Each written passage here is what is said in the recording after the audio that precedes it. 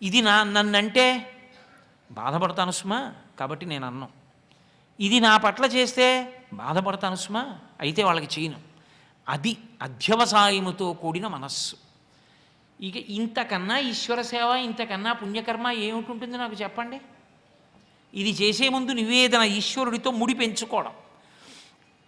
అలా వాక్కు, ఈశ్వరుడు వాక్కు ఇచ్చాడు, నువ్వు డబ్బు ఇవ్వలేకపోవచ్చు, అవతలవాడు కష్టంలో ఉన్నాడు, 2 మంచి మాటలు చెప్పి బాధపడకుండా ఓదార్చు, చాలు.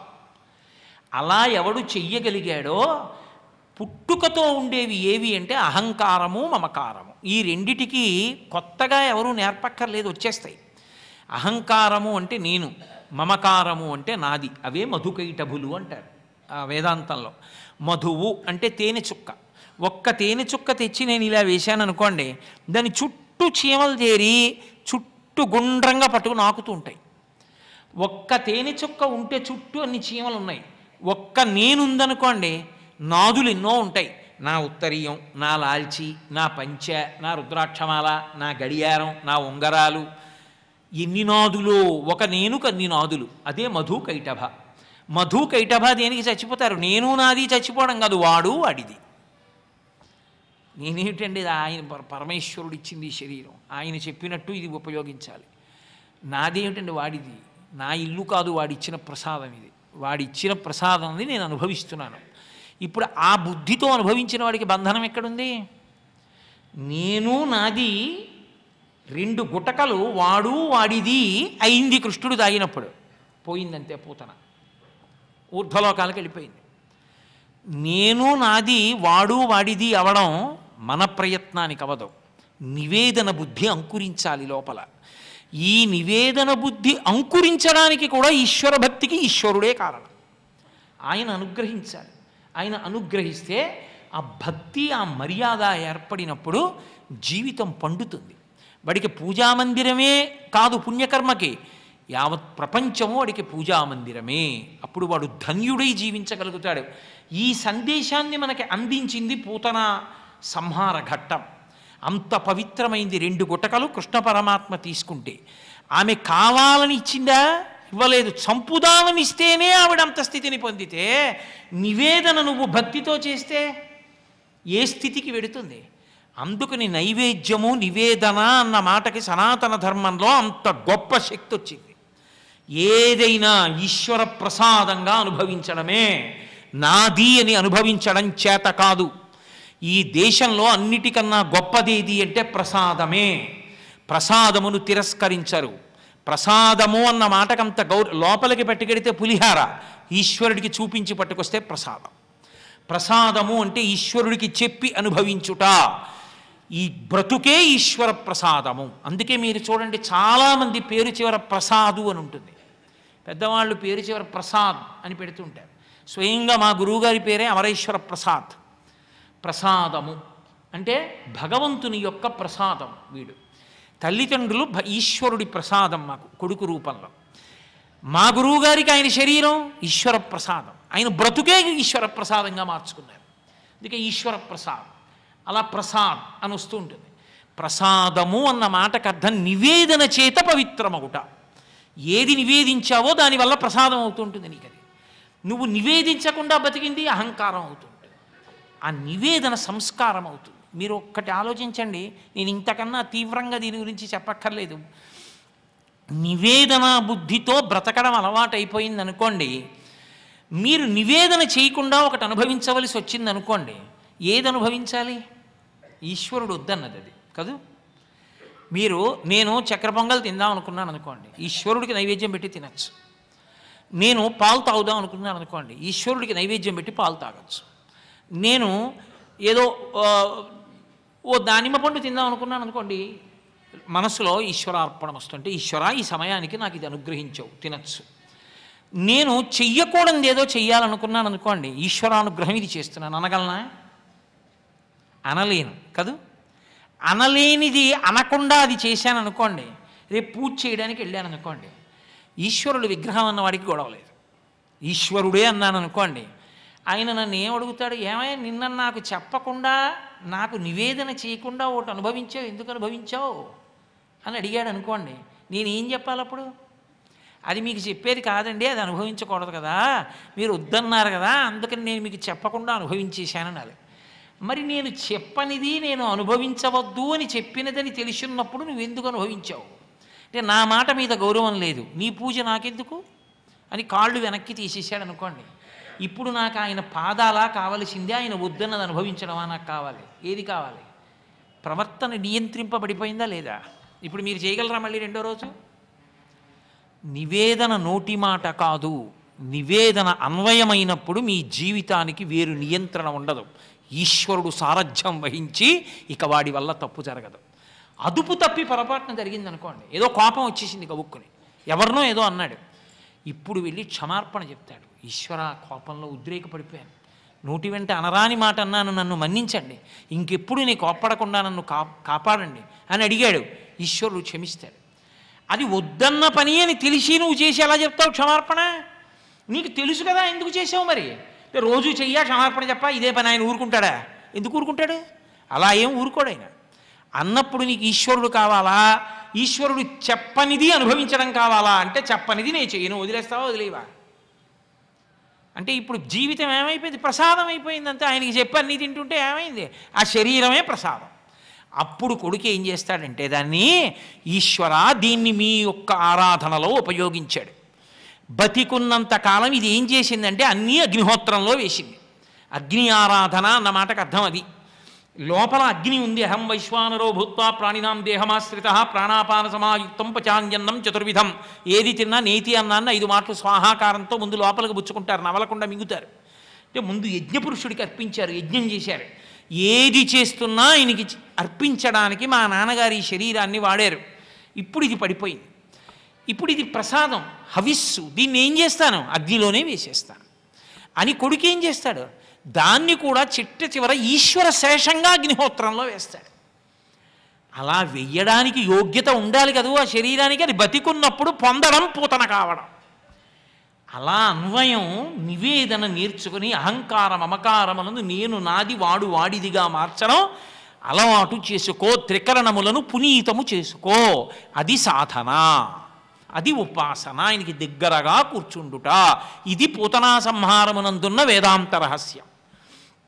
ఇప్పుడు అర్థమైతే జీవితం మారుతుంది, అర్థం కాకపోతే కృష్ణుడు మారుస్తాడు. ఎందుకని? ఆర్ద్రతతో మనస్సుంది, దాని మీద కృష్ణముద్ర పడింది. ఇప్పుడు ఆయన చూస్తాడు, అర్థమయ్యేట్టు ఆయనే చేస్తాడు, చేసి ఆయన నడిపిస్తాడు. నాన్న నీకు అర్థం కాలేదు వాడు చెప్పింది, వాడికి పాపం రాలేదులే చెప్పడం, నీకెందుకు నేను ఉన్నాను కదరా, నేను నడిపిస్తానుగా నిన్ను, నీ చేత నివేదన నేను చేయిస్తాను కదా అని ఆయనే చేపట్టుకుని నడిపిస్తాడు. ఎలాగైతేనేం ఫలితం వచ్చిందా లేదా? అందుకు వింటారు భాగవతం. అందుకే భాగవత శ్రవణము అంత గొప్పదైంది. కాబట్టి కృష్ణ పరమాత్మ యొక్క లీలలలో ప్రప్రథమమైనటువంటి లీల పూతనా సంహార ఘట్టం. ఆయన బాల్యమునందు చేసినటువంటిది పూతనా సంహారం. తర్వాత శకటాసుర భంజనం, తృణావర్తోపాఖ్యానం చాలా ఉన్నాయి. నేను చేస్తున్న 5 రోజుల ప్రసంగాల్లో అన్ని లీలలను స్పృశించగలనన్న విషయం ఎలా సంభవం అవుతుంది? ఏది ప్రత్యేకించి కార్తీక మాసాన్ని దృష్టిలో పెట్టుకుని ఇది సాధనకి సంబంధించినటువంటి నెలలు. దక్షిణాయనము అన్న మాటని మీరు బాగా గుర్తుపెట్టుకోవాలి. దక్షిణాయనం అంతా కూడా సాధనకి సంబంధించింది, ఉపాసనకి సంబంధించిన కాలం.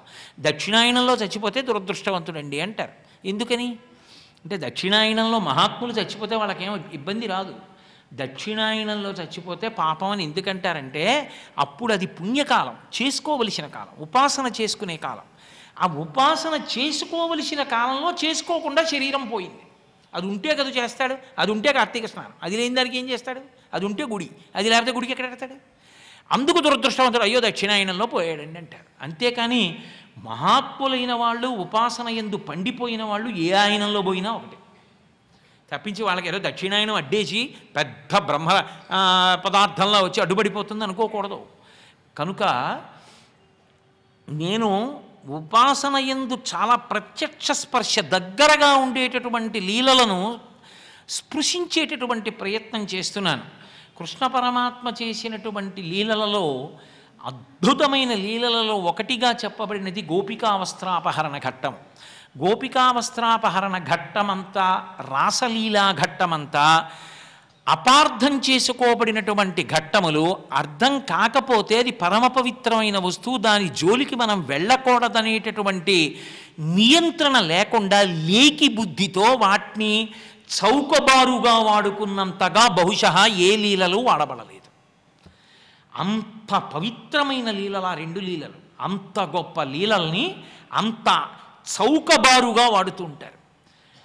గోపికావస్త్రాపహరణ ఘట్టము అని, అది శారదా నవరాత్రులు దాటిపోయిన తరువాత హేమంత ఋతువు యొక్క ప్రారంభమాసమునందు జరిగింది.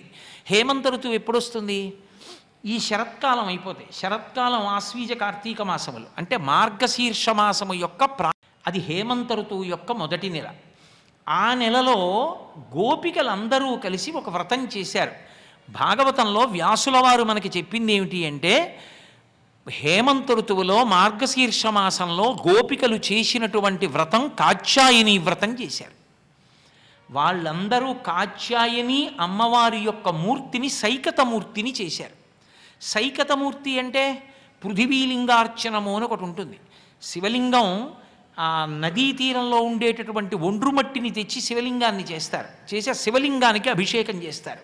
అలాగే అమ్మవారి మూర్తిని కూడా సైకతమూర్తిని చేస్తారంటే ఇసుకతో మూర్తిని చేస్తారు. ఆ నందవ్రజంలో ఉండేటటువంటి గోపకాంతలందరూ కలిసి ఈ హేమంత ఋతువులో వచ్చినటువంటి మార్గశీర్ష మాసంలో తెల్లవారుజామునే నిద్రలేచి అందరూ కలిసి స్నానానికి బయలుదేరుతుండేవారు. వ్రతమునకు ప్రారంభం ఎక్కడుంటుంది అంటే అంగము స్నానముతో ఉంటుంది. అసలు స్నానం వైదికంగా అంత గొప్పది. స్నానము చేతనే పునీతుడవుతాడు మనుష్యుడు. స్నానమంత గొప్పది, వస్త్రధారణమంత గొప్పది. ఒక పూజ చేసేటప్పుడు ప్రధానంగా ఈ రెండే ప్రతిబంధకాలుగా నిలబడతాయి. అసలు ఆ పూజకి ఆ వ్రతానికి ఫలితం లేకుండా చేయగలిగినవి ఏవి అంటే ఈ రెండే. అందులో మొదటిది స్నానం. ఈ స్నానం వాళ్ళందరూ కలిసి చేయడానికి వెళ్ళేవారు. ఎక్కడికి వెళ్ళేవారు? యమునా నదిలోకి వెళ్ళేవారు. యమునా నదికి అనేకమైనటువంటి ఘట్టములు ఉంటాయి. ఇప్పుడు కాశీలో చూడండి, ఒకే గంగా నది ఆ చివరి నుంచి ఈ చివరికి ప్రవహిస్తుంది, కానీ అనేక ఘట్టాలు ఉంటాయి. ఏదో మణికర్ణికా ఘాట్ దగ్గర నుంచి వారణాసి, రాజేంద్ర ప్రసాద్ ఘాట్, హరిశ్చంద్ర ఘాట్, ఇన్ని ఘాట్లు ఉంటాయి. అలా యమునా నదిలోనే ఒక మడుగు, దాన్ని కాళింది మడుగు అంటారు. కాళింది మడుగు ఈ పేరు రావడానికి కారణం ఏంటంటే, యమున నీరు నల్లన, గంగ నీరు తెల్లన. ప్రత్యేకించి కాళింది మడుగు దగ్గరికి వచ్చేటప్పటికి నీరు మరింత నల్లగా ఉంటుంది. ఆ కాళింది మడుగు యందు వాళ్ళు స్నానం చేసేవారు. అది యమునా నది అంతర్భాగం. నదీ స్నానం చేయాలి. నదీ స్నానం ఉత్తమోత్తమమైనటువంటి స్నానం. అందున హేమంత ఋతువు దగ్గరికి వచ్చేటప్పటికి ఏమవుతుందంటే, చంద్రకిరణములలోంచి వచ్చేటటువంటి సుధాధారలు నీటి యందు పడతాయి. అందుచేత ఆ నీటి యందు స్నానం చేయడం వల్ల భగవంతుని యొక్క ఉపాసన యందు సిద్ధిని పొందడానికి, దాని యందు ఉంచుకోవడానికి కావలసినటువంటి శక్తి ప్రసరణం జరుగుతుంది. వేదం దాన్ని నిర్ధారించింది. అందుకని వాళ్ళు నదీ స్నానానికి వెళ్ళారు. అంతవరకు సంకల్పంలో దోషమేం లేదు. ఎందుకు నదీ స్నానం? కాత్యాయని వ్రతం చేయడానికి. వ్రతము ఎవరు చేస్తున్నారు? ఆడపిల్లలు చేస్తున్నారు. ఏ ఆడపిల్లలు చేస్తున్నారు? పెళ్లి కాని ఆడపిల్లలు చేస్తున్నారు. చెయ్యొచ్చా? చెయ్యాలి. ఆడపిల్లల జీవితంలో నోములు వ్రతాలు అని రెండు ఉంటాయి. ఈ నోములు వ్రతాలు రెండుగా ఉంటాయి. ఒకటి వివాహమునకు ముందు చేసేవి, రెండు వివాహము తర్వాత చేసేవి. వివాహమునకు ముందు చేసేటటువంటి నోములు వ్రతాలు ఆడపిల్ల దేనికి చేస్తుంది అంటే, మంచి భర్త రావాలి అని. మంచి భర్త అన్న మాటకు అర్థం ఎంత డబ్బు ఉంటే మంచి భర్త? దాన్ని బట్టి కాదు మంచి భర్త, తన మనసెరిగిన వాడై ఉండడం, అది మంచి భర్త. ఒకవేళ కాకపోతే వాడిని విడిచిపెట్టేయడం అన్న మాట ఉండదు, వాడిని సాధించడం అన్న మాట ఉండదు. ఈ దేశంలో ధర్మమునకు పెద్ద పీట. ధర్మం అన్నది మనని బట్టి ఉంటుంది కానీ అవతల వాళ్ళని బట్టి ఉండదు. మీరు బాగా బాగా బాగా బాగా గుర్తుపెట్టుకోవాలి. నా ధర్మం నా వైపు నుంచి ఉంటుంది, ఇతరులను బట్టి నా ధర్మం ఉండదు. మీకు నేను ఒక ఉదాహరణ చెప్పాలంటే, శృంగేరి పీఠాధిపత్యం వహించిన మహాపురుషులు చంద్రశేఖర భారతీ స్వామి వారు, వారి దగ్గరికి ఒకప్పుడు ఒక వ్యక్తి వెళ్ళాడు. తండ్రిని గౌరవించమంటారు, నేను తండ్రిని గౌరవిస్తున్నాను, మంచిదే. కానీ మా నాన్నగారు నన్ను ప్రేమించరు, మా తమ్ముడంటే ఎక్కువ ఇష్టం, నన్ను ఎప్పుడు నింద చేస్తూ ఉంటారు, అయినా నేను మా నాన్నగారిని గౌరవించాలా అని అడిగాడు. చంద్రశేఖర భారతీ స్వామి వారు అన్నారు, నీ తండ్రిని నువ్వు గౌరవించాలని చెప్పారు, కానీ నీ తండ్రి నిన్ను తిడితే గౌరవించకూడదు, నీ తండ్రి నిన్ను ప్రేమిస్తే గౌరవించాలి, ఆస్తిస్తే గౌరవించాలని లేదు. ధర్మము నా వైపు నుంచి ఉంటుంది. తండ్రి గారు ఇటువంటి వాడు అన్నదాన్ని బట్టి గౌరవించడాలు ఉండవు, ఆయన తండ్రి కాబట్టి గౌరవించాలి. రాముడు అడగకుండానే రాజ్యం ఇస్తానన్నాడు దశరథ మహారాజు గారు. అలాగే నాన్నగారు అన్నాడు, వచ్చాడు, ఉపవాసం చేశాడు. మర్నాడు పొద్దున్న వెళ్ళాడు, రాజ్యం లేరు, అరణ్యవాసం చేయవలసి వచ్చింది. లక్ష్మణస్వామి అన్నాడు, గురోరప్యవలిప్తస్య కార్యాకార్యమజానత ఉత్పదం ప్రతిపన్నస్య కార్యం భవతి శాసనం. అయోధ్యకాండ. ఏమిటి అన్నయ్య నువ్వు చేతకాని వాళ్ళ వెళ్ళిపోతానంటావు? 60,000 సంవత్సరముల వయస్సు వచ్చి యవ్వనంలో ఉన్న భార్య కోసం అని చెప్పి ధర్మాత్ముడవైన నీకు రాజ్యం ఇవ్వను వెళ్ళిపోమంటాడా నాన్న? నువ్వు ఊహను చంపేస్తాను దశరథుణ్ణి, నీకు ఇస్తాను రాజ్యం అన్నాడు. రాముడు అన్నాడు, అసంకల్పితమే విహాయతకస్మాత్ ప్రవర్తతే నివర్త్యారంభమారుద్ధం అనుదైవస్య కర్మతత్ అన్నాడు. ఏమిరా నిన్న రాజ్యం ఇస్తానంటే నాన్నగారా, ఇవాళ రాజ్యం ఇవ్వనంటే నాన్నగారు కాదా, చంపేస్తావా? నిన్న రాజ్యం ఇస్తా అన్నారు కాబట్టి పూలదండేస్తావా? ధర్మము అన్న మాట మనని బట్టి ఉంటుంది. నేను కొడుకుని కాబట్టి నాది పుత్రధర్మం. ఏమిటి నా పుత్రధర్మం? తండ్రి ఇచ్చిన మాట నిలబడేటట్టు చేయడం. తండ్రి ఇచ్చిన మాట ఎప్పుడు నిలబడుతుంది? నేను అడవికి వెళ్ళిపోతే, అందుకు వెళ్ళిపోతాను. నా ధర్మం నాది, పుత్రధర్మం. అంతేకాని తండ్రిని బట్టి నా ధర్మం అలా ఉండదు. నేను భర్త, నా భార్య అమాయకురాలు అనుకోండి, నా భార్య చేతకానిది అనుకోండి, నా భార్యకి మాట్లాడడం రాదనుకోండి, అప్పుడే నా ప్రేమ ఎక్కువ అవుతుంది. ఇప్పుడు మీరు చూడండి, బిడ్డలు 4 ఉంటే అందులో అసమర్థుడైన వాడు, శారీరకంగా వైక్లభ్యం ఉన్నవాడు ఎవరుంటాడో వాడి కోసమే తల్లి ఎక్కువ నోములు వ్రతాలు చేస్తుంది.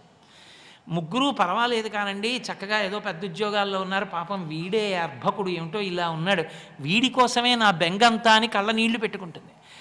అమ్మ అంత ప్రేమించడానికి కారణం వాడి బలహీనత. నీ భార్య అమాయకురాలైతే, నీ భార్య చేతకానిదైతే అదే నువ్వు ప్రేమించడానికి కారణం కావాలి. నీ భర్త ఎటువంటి వాడన్న దాన్ని బట్టి ధర్మం ఉండదు. భార్యగా నీ ధర్మం ఆయనని అనుగమించుటయే అంతే. స్త్రీకి ధర్మమేమి భర్తను అనుగమించుట, భర్తకి ధర్మమేమి భార్య యొక్క గౌరవమును కాపాడుట. అందుకే భర్త ఒక్కడే భార్యకి గౌరవాన్ని తేగలడు. ఆమె ఎంత అమాయకురాలైనా కానివ్వండి, ఆమెకి ఏమీ తెలియకపోనివ్వండి, ఆయన ఇల్లాలు నమస్కార యోగ్యత పొందుతుంది. నా భార్య నా పక్కన నడుస్తోంది అనుకోండి, ఆయన ఉపన్యాసాలు చెప్పాడు కానీ ఆవిడికి ఎందుకండి అంటారా? నాకు పెట్టి దానికి పెడుతుంటారు నమస్కారం. 4 ఉపన్యాసాలు చెప్తేనే దానికి నమస్కార యోగ్యత పట్టిందే. నేను ఉపన్యాసాలు చెప్పినందుకు భర్త తేవలసింది భార్యకి గౌరవం, భార్య భర్తకి ఇవ్వవలసింది మనశ్శాంతి, ఆమె శాంతి స్థానము. ఎంత అశాంతికి భర్త గురి అయి ఇంటికి వచ్చినా శాంతి భార్య వల్ల రావాలి. భార్య వల్లే అశాంతి వస్తే అసలు ఆమెకి ధర్మము తెలియదని గుర్తు. ఆమె ముందు తనని తాను ఒబ్బిడి చేసుకోవాలి, తను నేర్చుకోవాలి ఎలా బతకాలో. కాబట్టి ఇప్పుడు వాళ్ళు దేని కొరకు అసలు ఆ వ్రతం చేస్తున్నారు? పెళ్ళి కాకముందు చేసేటటువంటి వ్రతం మంచి భర్త కోసం చెయ్యాలి. ఇప్పుడు వాళ్ళు ఎవరి కోసం చేస్తున్నారు ఆ వ్రతం? కృష్ణుడు భర్తగా కావాలని చేస్తున్నారు. ఎంతమంది చేస్తున్నారు? అందరూ చేస్తున్నారు. అందరూ ఒకడే భర్తగా కావాలని చెయ్యొచ్చా? చెయ్యొచ్చు. ఎందుకని అంటే ఆంతరము బాహ్యము రెండిటినీ చూడాలి. పూర్వం దక్షిణ నాయకత్వం ఉండేది. ఒకే మహారాజు అనేక మంది ఇల్లాళ్ళని పొందేవాడు, అనేక మంది భార్యల్ని పొందేవాడు. దశరథ మహారాజు గారికి 365 మంది భార్యలు. పత్ని వేరు, యజ్ఞం చేసినప్పుడు పక్కన కూర్చుంటే పత్ని స్థానం అంటారు. కాబట్టి ఒక సమర్థుడైన వాడికి ఇంతమంది భార్యలు కావాలని వ్రతం చేశారు, అది ఒక ఎత్తు. ఆంతరం అసలు లౌకికంలో స్త్రీ పురుషుడని ఉండరు, అందరూ ఆడవాళ్ళే. అందరికీ పతి ఒక్కడే పరమేశ్వరుడు. పతిం విశ్వస్యాత్మీశ్వరగుం శాశ్వతగుం శివమచ్యుతం నారాయణం మహాజ్ఞేయం విశ్వాత్మానం పరాయణం. ఆడపిల్ల జీవితం ఎవరి పక్కకి వెళ్ళిపోతే అందరూ శాంతిగా ఉంటారు? భర్త పక్కకి వెళ్ళిపోతే. నా కూతురే ఎంతో అల్లారముద్దుగా పెంచుకుని పెద్ద చేసుకున్నాను, దానికి పెళ్ళవడం ఆలస్యం అయిందనుకోండి, నాకెంత బెంగగా ఉంటుంది. ఏమిటో అంతమందికి పెళ్ళిళ్ళు అయిపోయి దీని తోడ పుట్టిన వాళ్ళకి ఇది ఉండిపోయింది, దీనికి పెళ్ళి అయిపోతే బాగుండు, దీనికి పెళ్ళి అయిపోతే బాగుండు, ఎంత పరితపించిపోతాను. ఎప్పుడు మనశ్శాంతి. ఆయన పక్కకి అది వెళ్ళిపోతే, ఆడపిల్ల ఈడపిల్ల కాదు ఆడ, ఆయన పక్కకి వెళ్ళిపోవాలి. అది నారాయణుడి పక్కకి లక్ష్మిగా వెళ్ళిపోవాలి. అది ఆయన కలిసి వచ్చిన వాళ్ళు ఉన్నారనుకోండి, నాకు బెంగలేదు. ఆయన ఎక్కడికో వెడుతూ మామయ్య గారండి మీ అమ్మాయి ఒక్క నెల్లాళ్ళు మీ ఇంట్లో ఉంచండి అని వెళ్ళాడు అనుకోండి, నాకు బెంగలేదు. అది వచ్చి అస్తమానం చాటు మాటు కళ్ళమ్మ నీళ్లు పెట్టుకుని ఆయన దించి ఫోను రావట్లేదు, ఇది ఫోను చేయట్లేదు అనుకోండి, నాకు ఎంత బరువు అయిపోతుంది. అతని పక్కనుంటేనే గౌరవం. లేనినాడు ఇక్కడ శాంతి ఉండదు, ఎవరికీ శాంతి ఉండదు. ఆడపిల్ల ఎక్కడికి చేరిపోవాలో అక్కడికి చేరిపోతేనే పూర్ణత్వం కాదు. అయినప్పుడు ఒక సమర్థుడికి భార్యలుగా ఇంతమంది వెళ్ళాలనుకున్నారు బాహ్యం. ఆ పరమేశ్వరుడికి మనందరం ఇల్లాళ్ళం. అంటే మనందరం చివరికి ఎవరిని చేరిపోవాలి అంటే పతి అయినటువంటి పరమేశ్వరుణ్ణి చేరుకోవడానికి జీవితంలో ఉపాసన సాధనగా వెళ్ళాలి. అందరికీ పతి వాడొక్కడే, ఆ భగవంతుణ్ణి చేరాలి. అందుకు కాత్యాయని వ్రతం చేశారు ఆంతర్యం. ఇప్పుడు వాళ్ళు ఆ కాత్యాయని వ్రతం చేస్తూ అమ్మవారి దగ్గరికి వెళ్ళి ఒక మంత్రం చెప్పారు. కాత్యాయని మహామాయే మహాయోగిన్యధీశ్వరి నందగోప సుతందేవి పతిమ్యే కురుతే నమః అన్నారు. వ్యాస భాగవతం నుంచి చెప్తున్నాను. కాత్యాయని మహామాయే మహాయోగిన్యధీశ్వరి అన్నారు. వాళ్ళ మహాయోగులకు అధిష్టానమైనటువంటి ఓ గౌరీ స్వరూపమా, ఓ కాత్యాయని, మాకు నందగోప సుతందేవి నందగోపుని యొక్క కుమారుడైనటువంటి కృష్ణుడు మాకు పతియగుగాక, ఇందుకు మేము వ్రతం చేస్తున్నాం అన్నారు. వ్రతం అంటే నియమం ఉంటుంది. ఏమిటి నియమం పాటించారు వాళ్ళు? హవిష్యాన్నం తింటాం మేము అన్నారు. హవిష్యాన్నం అంటే క్షార లవణ స్పర్శ లేని అన్నాన్ని హవిష్యము అని పిలుస్తారు. క్షారస్పర్శ ఉండకూడదు, లవణస్పర్శ ఉండకూడదు. అంటే ఉప్పు వగరు పులుపు ఇటువంటివి ఏమి ఉండవు. ఉండకుండా ఉండిన అన్నాన్ని హవిష్ అంటారు.